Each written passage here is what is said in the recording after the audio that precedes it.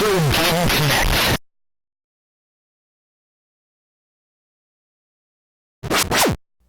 Hello and welcome to Retro Game Connect. I'm Dan Mastriani. And I wasn't aware we were wearing matching color schemes today. It was a lucky coincidence, it happens. It's happened. Yeah. But today we're going to be breaking bricks with Mario, but not in the way you're used to, because we're going to be playing Alleyway on Game Boy. So this game is actually a clone of an Atari game called Breakout. The point of Breakout, if you couldn't figure it out, is to break bricks. You have a set of bricks at the top of the screen. You have a little paddle, and you bounce the ball up the bricks, and every time they hit a brick, it breaks the bricks. And you have to break them all. Pretty simple. But, it's a pretty early game. Basically, the genesis of the idea is Nolan Bushnell wanted a version of Pong that worked for one player. Well, Yeah, basically Pong back then didn't really have AI. You had to play other people in Pong, which kind of limited the appeal a little because, well, maybe you didn't have somebody to play against, and now what? play against yourself. Yeah. Yes. Fighting alone, trying to turn both knobs didn't really work out too well. Yeah. But interesting thing about Breakout is, Nolan Bushnell and let's see, there was somebody else who worked on it. Let me get his, Steve Bristow, or Bristow. I'm not sure exactly how you're supposed to say it. But they came up with the basic design. And he tasked one of his employees with putting together a board for the game. Because this is back in the days before arcade games were made using microprocessors. You basically rigged up like a circuit board with various chips to, logic gates and all that to kind of hard code the game into it through your circuit design. Yeah, and he tasked one of his employees. You may be familiar with his name. His employee was named Steve Jobs. No idea. And Steve Jobs called up his friend Steve Wozniak. Didn't they have something to do with like an orange or something? Yeah, something fruit related. Yeah. Yeah. Maybe it was a carrot. I don't know. That's a vegetable. Yeah, I'm just trying to stray from what actually Yes, okay. what they were doing. Anyhow, yes, Bushnell said, hey, Steve, I will give you $750 to design this, plus a bonus for however many chips you can get out. Like, they wanted see if they could get it under 50 chips. A lot of their arcade games at the time used over 100 chips. Wasn't very cost effective. They wanted to make the board as simple as possible. And of course, Steve Jobs didn't actually know that much about engineering, so Steve Wozniak did most of the work. But Jobs didn't actually tell him about the bonus and gave him like half of the $750 they were promised. Yeah. It's a jerk move. Yeah. But of course, for some reason haven't already figured it out, yes, these are the people that went on to found Apple Computer. Yes, Steve Jobs and Steve Wozniak. And the interesting thing about it is a lot of the design of the Apple II was influenced by Breakout. Because Steve Wozniak, or Woz as he likes to be called, wanted to be able to create a version of Breakout in software. He finally had a programmable system, and so he's like, well, I want to create a system in which I can program a software version of Breakout.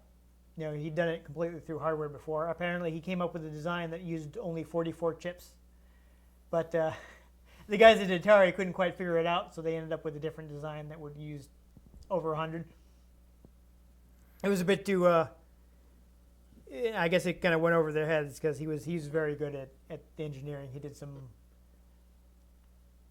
what's the word I'm looking for, some unconventional things that maybe they didn't really... Black magic. Yes, they didn't really get it. So he wanted to be able to actually not just program it, but he wanted to be able to program it in BASIC, which is, of course, super simple programming language. Many people start with BASIC. It's designed to be simple to use. I myself did a lot of BASIC programming when I was young. But can you speak Bocce? No, no. It's the language of moisture evaporators. Yeah, so there you go. No, I guess I need to buy a protocol dry. Anyhow, he wanted to be able to recreate it using his version of BASIC. So he basically wrote the version of BASIC that the Apple II uses.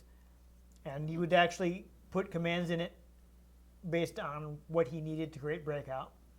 The reason that the Apple II has a speaker is because he wanted it to be able to make sounds when you hit the bricks. The fact that it is in color, again, that it has color ability is Breakout. He actually got the idea for a way to do color graphics on a television while playing Atari games while he was working on Breakout. Basically, they basically did a bunch of he spent 4 nights there. He had like a day job at Hewlett Packard, and he'd be there working at night. And basically, Steve Jobs would have the job of assembling the components. And while he was waiting for the components to be assembled so they could test it out, he'd play Atari games. Because, they were at the Atari warehouse. They went and buy a bunch of Atari games on the top floor. You'd sit there and play them. Why not? Yeah. He was into it, and Jobs really wasn't, which is ironic considering he was the one that worked at Atari. But they do that.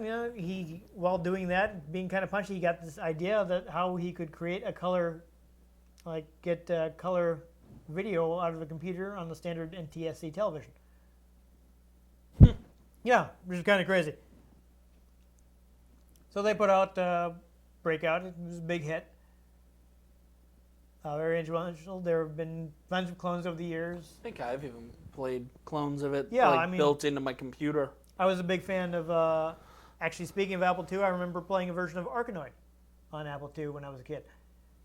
And so, I think they literally just had an app for BlackBerries called Brick Breaker. Probably. It's been in lots of places. I mean, they're, again, I think Woz actually released his version of Breakout, which I forget what he called it. I neglected to write it down, but he had a version there. It's been widely copied. There are lots of different ways to play it. Well, as I said, it's a big hit for Atari. And speaking of clones, people. Orphan Black. Yeah. No, different deck. People cloned it in Japan as well. And one of the people that cloned it was a little company called Nintendo. Never heard of them. Yeah, no. Nintendo, when they were getting into toys in the 70s, they had a series of standalone, basically systems you connect straight to your TV. Before the advent of interchangeable cartridges, you'd have dedicated little game hardware. It basically started with Pong in the 70s. You'd have basically systems that were designed just for Pong. Nintendo made one of those themselves. They had a set of standalone systems. They had 4 of them called the Color TV game. It was like a series of things. They started with a Pong clone. And the final one they did was called Block Kazushi, which basically translates as Block Breaker. Yeah, so that was their final color TV game, which they released in '79. And basically, it was a Breakout clone, but it kind of influenced this game. And actually, interesting fact about it is the case for the game was designed by Shigeru Miyamoto. Of course, we've mentioned before in the show that he has a degree in industrial design. So he actually designed the case of the game. So it looks the way it does because of Miyamoto. But basically, basic design of the game definitely influences Alleyway. In Japan, the game has a subtitle of Block Kazushi. So it's probably linked to that earlier game. The same way in, people don't realize Duck Hunt, was one of the early pack-in on the NES, right? Yep. Duck Hunt is actually based on a standalone mechanical game that Nintendo produced in the 70s. They had a little duck hunt thing where you had a little light gun and had a projector, would project ducks on a wall, and you could shoot at them. I knew someone who had that. Really? A long time ago. That's probably kind of rare, so I hope they held on to it.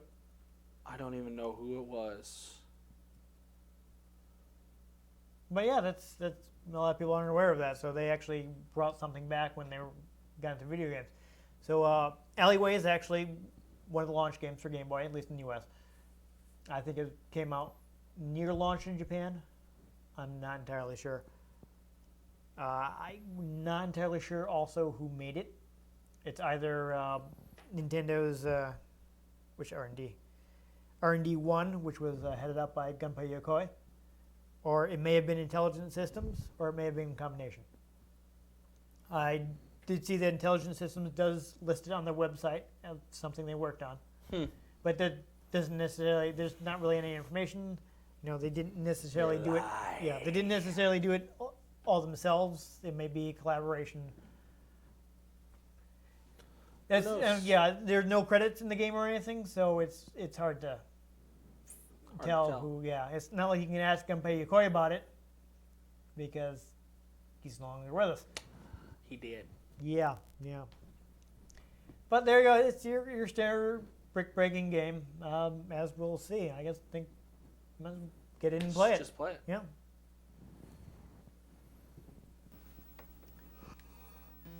So I believe this game actually has a custom palette built into the Super Game Boy because it was one of the launch games, so obviously it had been out for a while. Nice to see 1989, which is when the Game Boy launched. Actually, one of my the oldest issue of Nintendo Power that I own.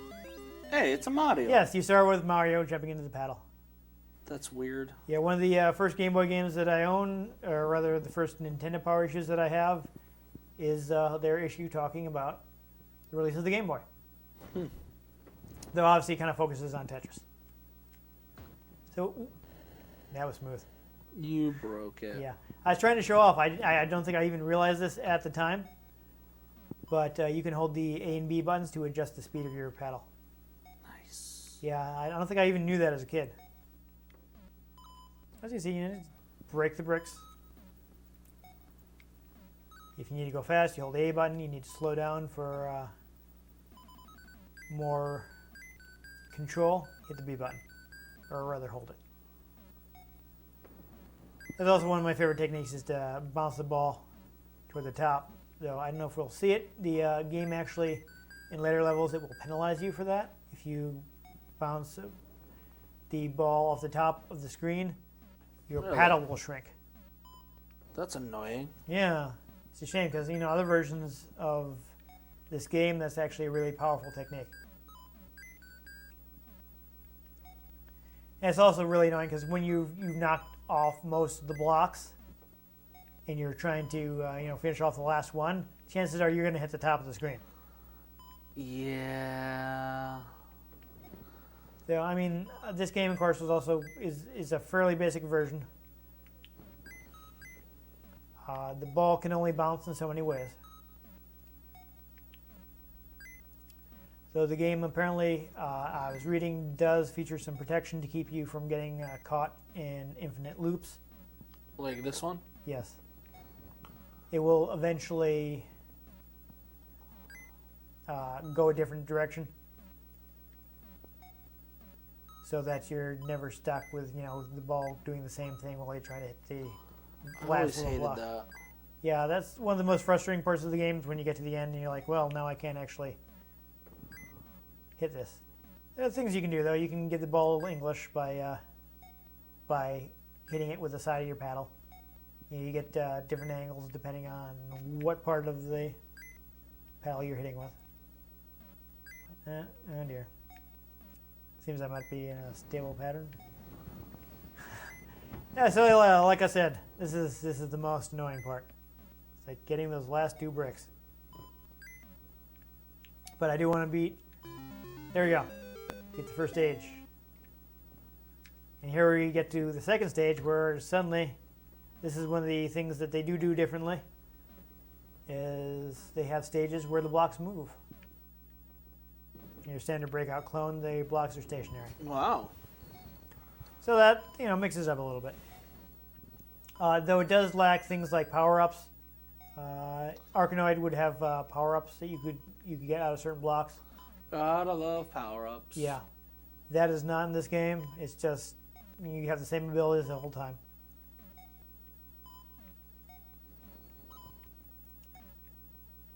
But we will try to get these blocks as quickly as possible so we can move on to the next type of stage. There are 4 types of stages that repeat.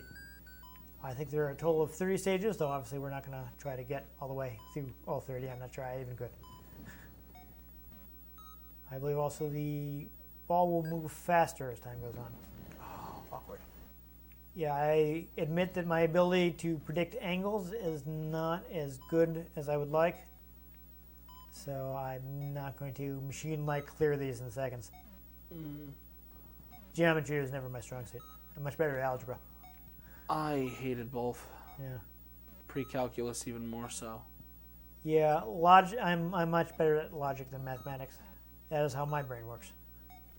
Long-form writing is always annoying for me. Yeah.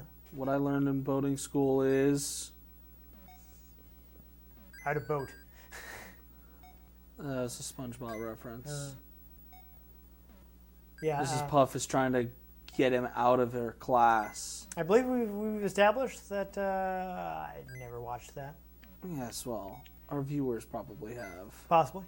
Though I did once see the actor that plays SpongeBob on Turner Classic Movies. Tom Kenny? Yes.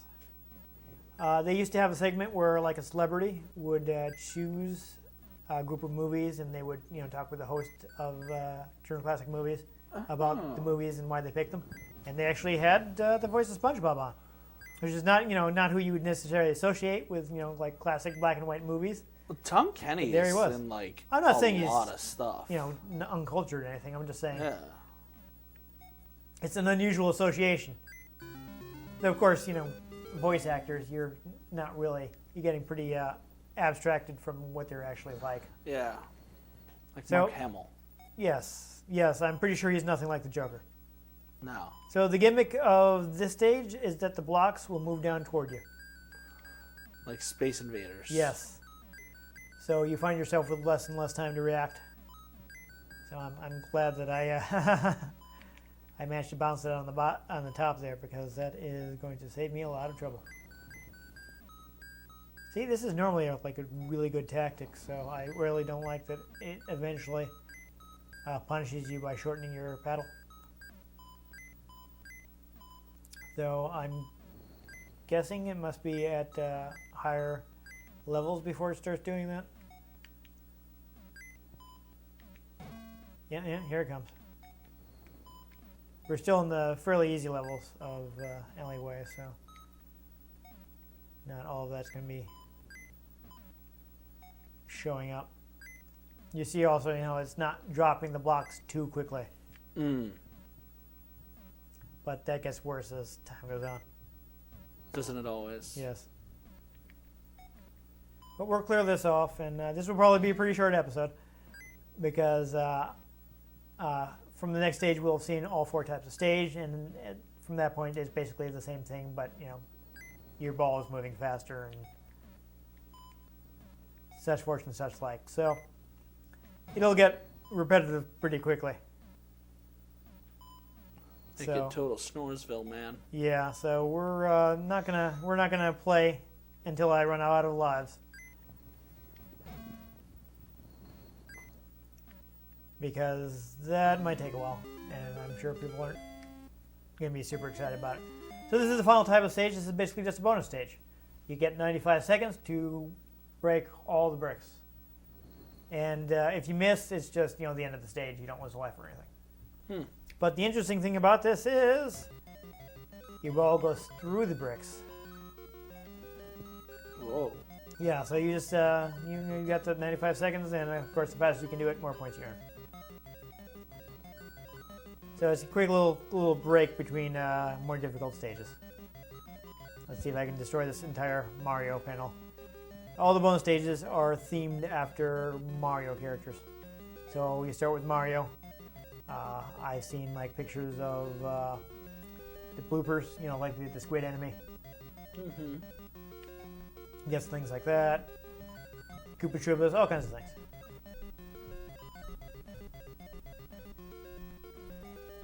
So I've got less than 10 seconds to get rid of the rest of the bricks. I don't think I'm going to be able to do it. Da-na-na. Nope. But yeah, there you go. And yeah, now the pattern's a little harder because there's Higher levels. separation. Yep. But that's all 4 basic variations. So I think that's a good look at the game. That's Alleyway, man. Yep. So that's Alleyway. Yep, Alleyway. It's a pretty basic game. I mean, you can probably find clones and clones of that on your phone. Yeah, this particular version has been released on Virtual Console on 3DS, so you can play Nintendo's version of Breakout if you'd like. Or you can get one with power-ups. That makes it more interesting. Power-ups, like Arkanoid, various versions of Arkanoid out there. Arkanoid was re-released on DS. I always enjoy the one that has the laser power-up. Yes, I think Arkanoid, I believe, does have a laser power-up. I have like one really bizarre one called Break 'em All on DS. Gotta break 'em all. Yeah, and that break one, 'em on. you get to certain point. There's like an evolution mode, and depending on how many stages you clear, you evolve into a different being. It's kind of strange. Yeah, but that's like you said it yourself. It's on phones. It's everywhere. You can do it on Google. If you type I think Breakout game in the image search, and I hit enter or space or something. Probably I'm feeling lucky. Yeah, the images turn into bricks, and you play Breakout in your browser. That's great. Yeah, so I think it's a fun game. It's a good way to while away some time. Play it on the subway. Yeah, depending on the version, it can Play get it in subway. a little can get a little repetitive sometimes, but I've always been a big fan of this type of thing. I constantly buying them. On Xbox Live Arcade, the original Xbox version that you had to get a disc for before they made it a built-in feature of the 360. They were actually like shipping out discs. Microsoft just sent me an Xbox Live disc one time, and it's like, here, Xbox Live Arcade. It's neat. You should do it. And the one game I bought was Ricochet, which is again another Breakout style game. Has nothing to do with Rick and Morty. No. Damn it, Morty! We gotta break the bricks. Yes, it was several years before that. Morty. Again, original Xbox. Yeah, I got that, and I think it came with Ms. Pac-Man for free. Yeah, why not? So that was the thing that happened. Ricochet HD is actually on Xbox 360 too, so that's another version of Breakout you can get. Really unique version is WizOrb, which is on several systems. Basically combines it with like a fantasy role-playing game. Yeah, it's out there, man. If you want to break some bricks, you have so many choices. Oh, yeah. I think you do. I enjoy breaking the bricks. I enjoy them too. Even though I'm comically bad at WizOrb, I couldn't do very well in that one. But I still like it anyway. Why not? So yeah, whatever system you have, there's surely some way for you to bounce a ball off a paddle and break bricks with it. And you can probably do it on a Macintosh.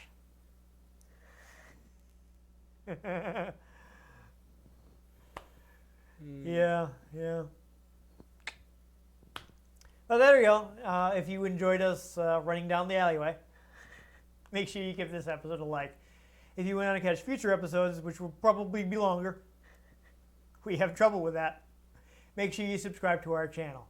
I've been Dan Mastriani. You can catch me on Twitter at NewTypeCola. I'm Ian Butterfield. You can find me on Twitter at ENG_Butterfield. You can find the show at RetroGameCNCT. Facebook.com/RetroGameConnect and RetroGameConnect.tumblr.com. But don't type in Facebook.com/RetroGameConnect.tumblr.com because that probably won't go anywhere. No, that'll be a problem. You get to like some kind of browser error. It'll implode. It'd be weird. Bring the term Internet Exploiter. It'll be true. You'll destroy the entire internet. The internet can't hold at these levels. Boom. And a lot of people will be mad at you because it's used for e-commerce and things like that now. Yeah. And, you'll be costing people a lot of money. Yeah. A lot of trouble. IT managers will be so angry with you. So angry. Don't do that. But what you should do is join us next time on Retro Game Connect.